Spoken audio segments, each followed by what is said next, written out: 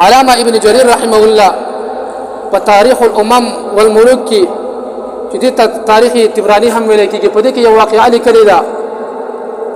چې عمر رضی الله عنه په دور خلافت کې جهاد شروع و په دې دوران کې یو کافر هرمزان نوم وداو چې دای ګرفتار کو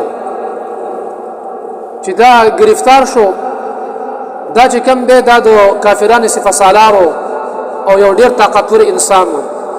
دای ګرفتار کو حضرت عمر رضی الله عنه حکم وکړ چې دا زما خاطره وصلې شي چې هغه کله مخامخ خاطره غي نو دا هغه د قتل حکم وکړ چې دا د قتل کړل شي هغه کافر ورته وای زما پر رب باندې یو خواهش دی هغه ورته وای څه خواهش دی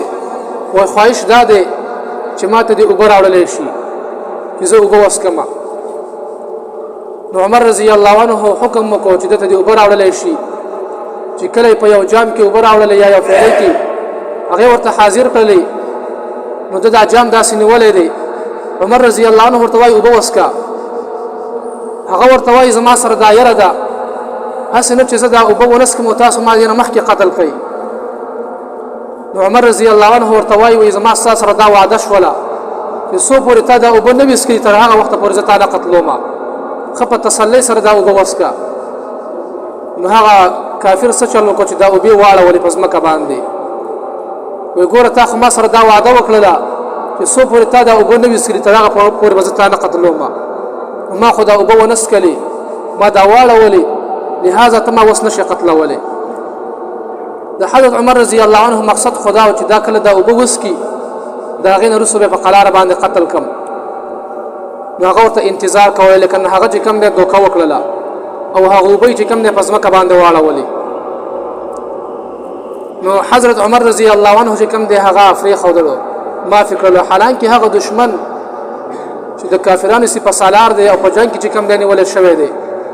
او د مسلمانانو خلاف جنگيږي هغه چې کم دې معاف کړلو نو هغه کس چې کم دې فورا لاړل غسل وکړلو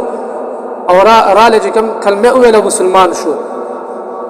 بیا ورنه حضرت عمر رضی الله عنه تاسو کو چې آیت اول ول ایمان نه راړو ولې مسلمان دي چې وسته مسلمان شولې نو هغه ورته ویل اول می ایمان ځکه نه راړلو چې به خلک وایي چې دا د مر نه ویری د ایمان راوړو او د حضرت عمر رضی الله عنه د تور لاندې چې کوم دی راغله نو د چې کوم د ایمان راوړو نو ځکه مې چې کوم دی اوس ایمان راوړو ځکه چې زما ځان ته زما بدن ته چې کوم تحفظ میلاو شو د دین رسو ما ځکه ایمان راوړو نو عزتمن درونو دا د صحابه کرامو هغه وعده وی چې کله به هغه د چا سره وعده وکړه نو هغه وعده به سر تر رسوله دا رنګ بیا مسلمان ته هم پکار دی چې کله د بل مسلمان سره وعده وکړي نو بیا د هغه وعده خلاف ورزي نه کوي او بیا موږ او تاسو ټول مسلمانان چې موږ او تاسو دا کلمه ویل چې لا اله الا الله محمد رسول الله نو موږ او تاسو دې کلمې چې کوم د پابند شو و زمون او تاسو مسلمان ویل کېږي فرمان بردار تا موږ او تاسو اوس د دین او د شریعت فرمان بردار یو څنګه چې پیغمبر علیه الصلاۃ والسلام خپل وعده لکه ساتلی دا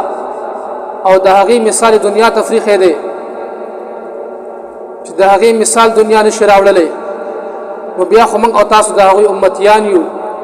په کار چې موږ او تاسو هم خپل وعده لکه وساتو د خپل وعدو خلاف ورزي ونه کو